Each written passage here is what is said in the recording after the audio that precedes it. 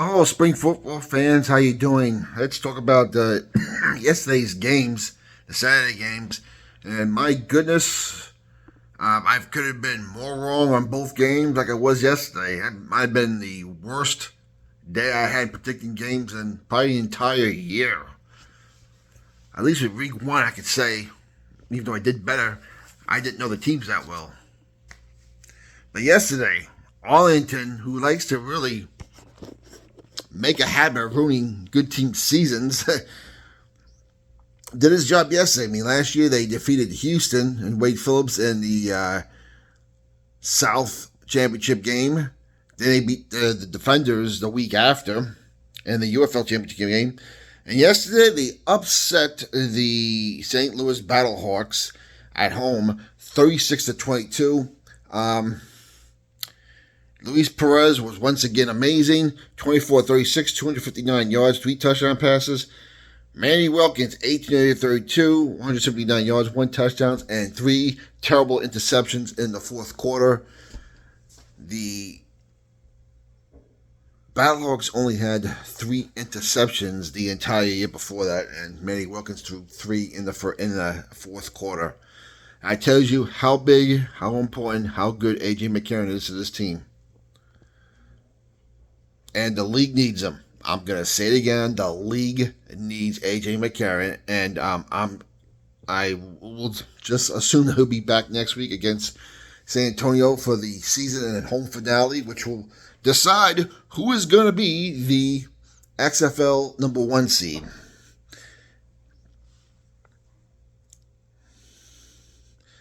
Anyway, going over some of the stats here. I mean, like I said, Wilkins had 3 absolutely horrible interceptions. Jay Sayers, 104 yards to the ground. He had a good game. Pearson, they didn't feed him a lot. Yes, he only had 13 yards total offense. Shepard was the main receiver with 47 yards. And all in all, a real surprising game. The Renegades pretty much had control of this game from the get-go. There was a short period of time where the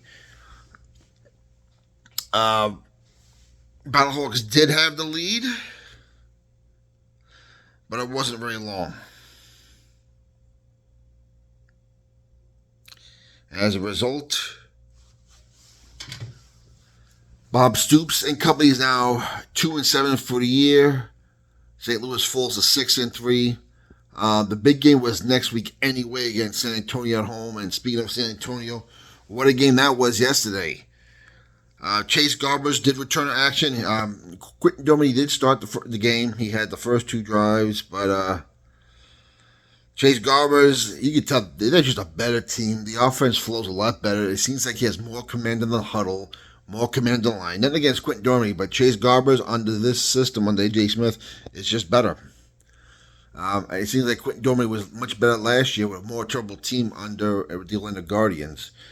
But Chase came back 16-23, 139 yards, no touchdowns, but the offense just looked better, even though, and to go up against that Birmingham defense, that was something else. Martinez, 18-32, 211 yards, 1 touchdown, a couple of deceptions, including a terrible one at the very end of the last drive, which sealed the deal for the Brahmas. So the Brahmas are now 7-2, temporarily in first place. And Birmingham is now 8-1. And depending what happens with this game right here, with Houston and Michigan, and Houston just picked it off the end zone after Jake Bates unbelievably missed a 41-yard field goal. It's his first time he's missed a field goal in under 50 this year. But, yes, a heck of a win by Wade Phillips. Of course, Wade Phillips is going to be in the conference championship game 2 years in a row, because last year was the disappointment in the XFL South Championship against Bob Stoops and the Renegades.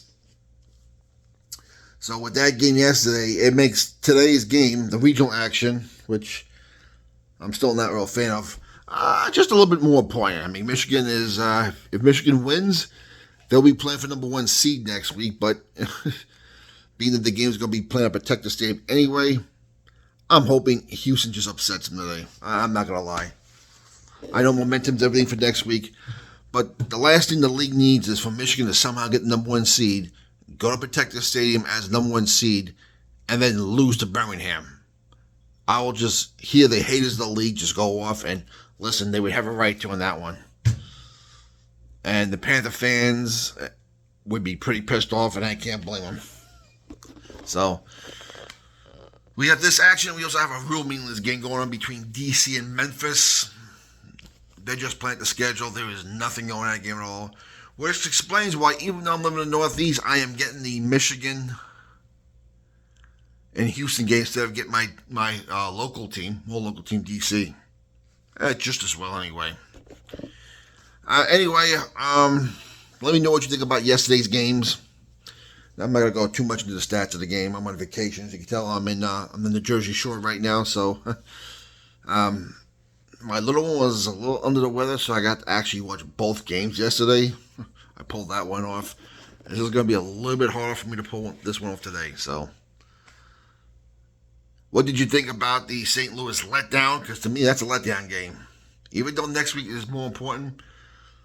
I know Manny Wilkins was starting quarterback.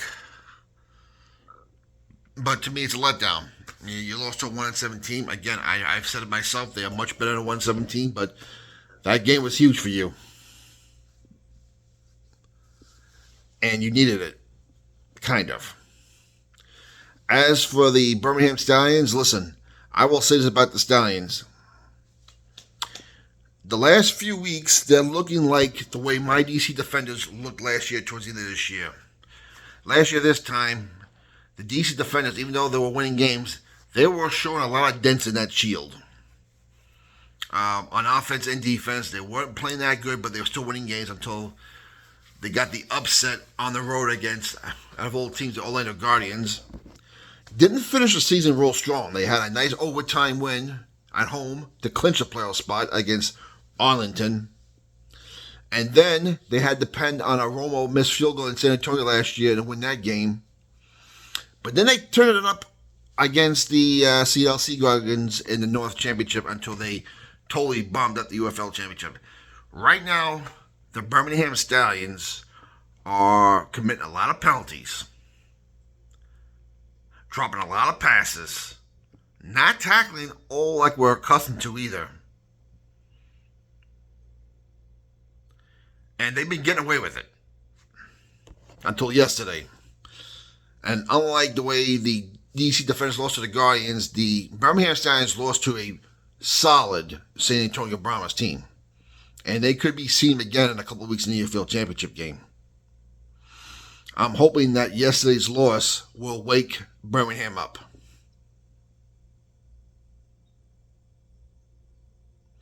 I was hoping for an undefeated Birmingham Stallions team against a St. Louis team in the UFL Championship at St. Louis, because it would have really been something to see either St. Louis knock off the two-time defending champion and in a perfect season, or seen a dynasty come to life by finishing the season undefeated.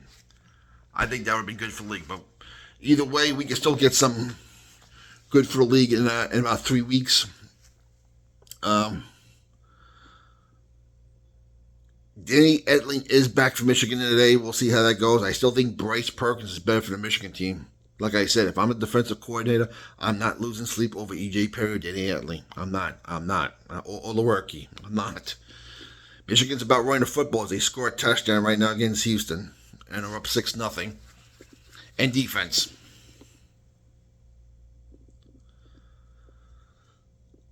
So, let's hope Birmingham could clean up their mistakes, because they have a big game next week at home against these same Michigan Panthers. And let's hope A.J. McCarron returns next week. In fact, he will return. And let's hope he looks good against the Bombers, and as well as Chase Garbers. I'm glad Chase is back. He needed to play yesterday. He looked good. He looked pretty good yesterday. And, listen, you let me know what you think. Comments down below. What's your opinion? I'd like to know. Like, subscribe to the channel.